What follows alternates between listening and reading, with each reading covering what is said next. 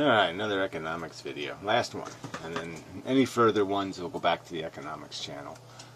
Yeah, sorry. Alright, so, Modern Mystic made another really long video where he didn't say much. Just said, I'm right, and everybody else is wrong, and blah, blah, blah, blah, blah. And, just thought it was rather cheeky, or whatever the right word is for it, in European slang. Well, anyway, so, I'd been doing some research, reading some of these crappy Fed documents, and they're all contradicting each other. The public statements versus the, private, not private, but the, research type documents written for economics assholes and whatnot. And, it's all this convoluted rationale of why there's all these why all these reserves have been, piled up.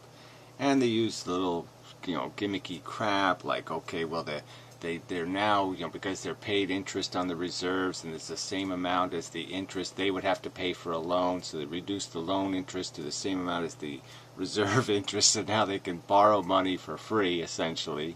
I don't know. Does that make any sense, Dave? No, it doesn't make any sense. It just sounds like a pile of crap.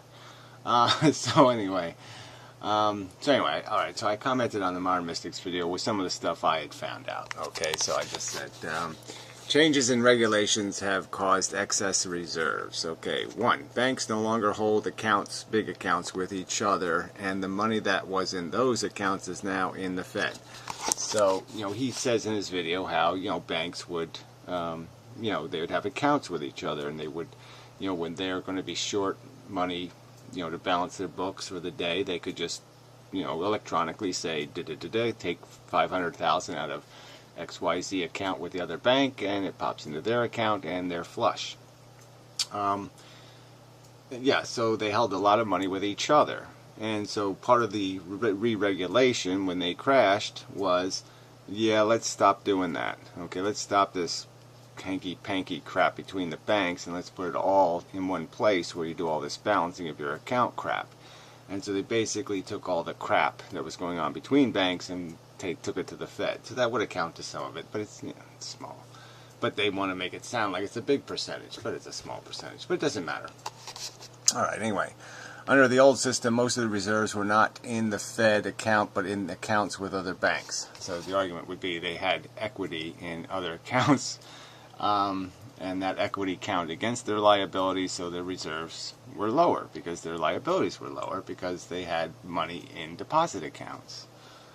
Seems rational, right? You don't think of banks having deposit accounts, but they do, and because the banks had deposit accounts, they could use that money to offset their liabilities and therefore lower their reserve requirements with the Fed. Okay, a higher penalty for overdrafts. Banks have a penalty incentive not to ever allow reserves to fall below requirements. So that's basically just saying the Fed also increased the disadvantages to ever being short. So banks have an incentive to have excess reserves just to make sure that in case there's a little run on the bank or something goes wrong for a week or two in some sort of market, that they're not short and they don't have to go borrow the money, because if they have to borrow the money, it's at a premium now. And so they don't want to do that. So that's two of the reasons. There's, I think, tax reasons, and I think, as I'll explain, that it's all a big lie, and this really just has to do with buying the junk and the agreements the Fed has made with the banks when it came to exchanging junk for repayment of loans. So anyway, so the Modern Mystic replies with, don't worry your pretty head about it.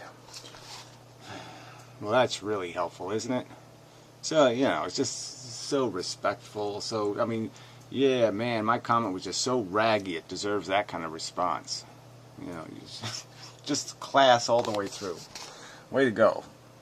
Anyway, alright, so I reply, 3 trillion in liquidity just sitting anywhere should turn even an ugly head to the what is it up to worry position. Yeah, I think that's kind of a clever reply. Yeah, I mean, there's $3 trillion just sitting in an account somewhere where theoretically the people could just take the money out of the account anytime they want. Just say, hey, Fed, send me my cash you owe me. And why aren't they doing that? I mean, theoretically, for them to need $3 trillion to be sitting in those reserve accounts, they would have to have dangerous liabilities of $30 trillion. Is that what we're supposed to believe? Is that they have $30 trillion in assets they don't think are going to be recoverable in terms of being neutral on their balance sheet? Anyway, so he replies, it'll be just fine. Honestly, dear, if you understood it, you wouldn't worry yourself so. Some more patronizing, insulting rhetoric from a guy who's made 2 hours worth of videos that I don't think 1, 2, 3, 4 people out of 100 could really follow. That made that much sense to them. Okay. So anyway, I said, Beardy Man, last one. Alright, smartass. We'll see what happens when the banks cash out. And we actually have to pay real cash for the junk securities we took off the bank's books in exchange for the IOU reserve liquidity. So what I have, I've had one of those eureka things where I finally do see what the hell went on. And so I have a theory. Okay, maybe it's wrong, but it looks solid to me. So anyway, this chart bugged me. I remember 2 years ago looking at this fucking chart and I'm saying, what the fuck does this mean? Alright, so this is the Fed's asset liability chart. Alright, and so this is from like 2009, so it's pretty old, so it's gotten worse since then. These lines have gotten even more out that way. So here's your middle line, right? Okay, this is the cash in circulation, and it was balanced against the reserves that were held, by the banks, in reserve accounts. All right, sort of. They don't. It's not really a balance. A balance against. Well, it doesn't matter. Okay, just presume there was a semi-balance. Obviously, there seems to be a balance between this bar and this bar, and so this was the money in circulation. The money the Fed had put out in cash to banks. All right, this section is the reserve stuff now. So this is where reserves went. So reserves were just this little tiny little green line here, just barely visible. All right, that was your reserve accounts in the past. And then obviously this thing happened. And this thing happened when the bank, this is the bailout for the banks, okay? So the bailout was huge. And what happened was the Fed didn't bail the banks out like directly. They bailed them out by putting money in the reserve account. So now the banks didn't have to hold the reserves because the Fed put the money in the reserve account, essentially. And so now the banks had this equity, this liquidity, to borrow on. So they could borrow on the Fed liquidity they had in these reserve accounts, and that's what made the banks solvent. So they could take care of their problems by just using the Federal Reserve promissory reserve account liquidity as collateral for whatever shenanigans they had to do to get themselves solvent. And so here's the real deal, right? This is securities held by, this is outright held securities. So these are the ones the government bought. And essentially what happened was, so these banks borrowed a whole big pile of money from the Fed. The Fed put it in the reserve accounts. And then what happened was, is as these banks paid back the money, they paid it back in junk bonds. Okay, so they just gave government ownership of their junk, and that was the exchange, and they just left the reserve numbers where they were. So the government paid in this big pile of money as a loan, and then they converted the loan into a purchase agreement for the junk. Now the purchase agreement for this junk has strings on it. Okay, and those strings say you have to wait a certain number of years because you can sell this junk. We FDIC'd a bunch of shit, insured it. So it's junk bonds, FDIC insured, but it comes with this provision that you can't sell out for 2 years or this, that, or the other thing. So that is there's probably some sort of agreement that the Fed has when it purchased all this crap here, All right, that forces the banks to keep the money in the reserve accounts, okay? But the banks are dying to get their hands on this shit, okay? They're just dying to get their hands on it. They can't wait. They are salivating, saying, we got $3 trillion sitting in there. All right, and they want to convert that into cash. And but yeah, the Fed doesn't want them to do that, quite obviously, because guess what? The Fed doesn't have any money.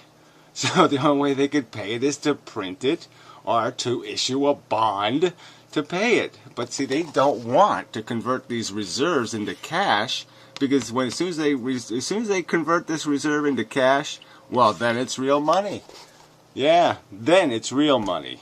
Okay, as a reserve, it's not real money. It's only real money when that stuff gets cashed out. Then it's in the economy. Then it's real. Then it means something in terms of inflation and all the other crap that people talk about, right? People talk about don't print the money because it creates inflation. Well, it doesn't create inflation if you don't let it out. If you trap it in here, it can't do any harm. But obviously, the banks aren't going to let you trap their money in here forever. And they're going to say, I want my money. And they're going to take their money out. All of this shit here is all going to go out into the banks to buy them big expensive bonuses and birthday parties and all kinds of bullshit. All right, and it's all going to be paid for by either the government wheeling the presses and printing the money, or issuing more bonds that it can't sell to anybody anyway except itself. But anyway, that's the bullshit here, in my opinion. That's what's really going on. So when a Federal Reserve guy says, oh, they have all these reserves they could use for loaning. The loaning they could do any time. They have carte blanche on loans. As long as they have enough reserves, right? So that's the joke here, right? They got huge reserves. So as long as they have enough reserves, they can ask for an unlimited amount of cash for loans, because they don't actually have to even touch the cash that goes for loans. That's all done digitally, and they get and it's never their money anyway. Okay, it's always the Federal Reserve's money in a sense. Okay, when they loan cash, they just say, hey, the Fed gave me the principal. And all they do is pay the principal back to the Fed. So they essentially get a free loan from the Fed when they loan money. All right, they get the money from the Fed for free. They get the interest from the customer, so they make their profit, and then they just pay back the Fed the money they borrowed. They pay back the Fed the cash they used for the loan. And they can do an unlimited amount of that. They can do that shit all day long, as long as their balance sheet is okay and they got enough reserves in here to cover it.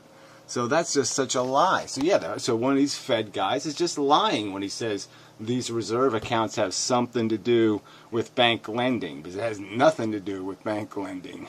Absolutely nothing. Because the money would go right back into this reserve account, right? So what would happen is that if the bank issues cash for a loan, it'll be marked off as loan cash, okay? And then when all the cash goes back to the Fed to get cleaned, all right, the Fed takes in the cash to get it cleaned, it'll be noted that this bank, this much cash was free cash, the cash from the Fed, and it'll just be transferred out. It'll pay that much back, and all the rest of the money will just go back into the reserve account. So the reserve account is going to keep getting floated up, regardless of how much cash goes out for loans. And this number, where it's going to stay at for the time being, has nothing to do with what the banks want, or even what the Fed wants. Well, theoretically, it has what the Fed doesn't want this to be converted into cash. That's what it doesn't want. It doesn't want this shit in circulation, because it knows it'll create havoc. And but that's going to be the doomsday, okay, is when the banks say, give me my money. They're just going to take out tons of that shit, and they're probably going to do it right in the middle of a crisis or something. There'll be huge bonuses again, right? Because they're going to have all that reserve money to use up while we're scrambling around saying we're broke. They're going to be saying they're rich. And they're going to say, too bad you lost your money, or some kind of bullshit like that, because they're all going to be able to, with $3 trillion, they could fucking buy themselves a few continents on this planet. So anyway, that's the racket. I'm pretty sure that's what happened here. This reserve balances are stuck at this high level only because the Fed made agreements on how fast you can cash out on these securities. They can't. What the Fed basically did is it gave people bonds for this securities. and the bonds can't be cashed out for a limited period of time, so they can't cash this money by the agreement. That's pretty much what it comes down to. Instead of putting cash in the reserve accounts, the Fed has basically put bonds in the reserve account, and the banks can't cash it out because the bonds haven't reached their maturity. It's pretty much. But once they do, once the Fed has to pay that money, we're liable for $3 trillion that's going to come from somewhere. And where's it going to come from? We're not paying the bills now. Where are you going to get $3 extra trillion bucks? Yeah, that's right. Nowhere. Nowhere good. Gulag workers. Yeah, where are you going to get it? So anyway, but yeah, so nobody should worry about this. We owe another $3 trillion, and nobody should worry that none of this shit has been paid for. That these fucking securities we bought haven't been paid for yet, and no one should worry about that. Yeah, I think people should fucking worry about it. Anyway, and fuck you, Nick. I mean, really, you're just gratuitously rude now. For what reason? Why? Why? What is your problem? You're the only person who can discuss the economy rationally.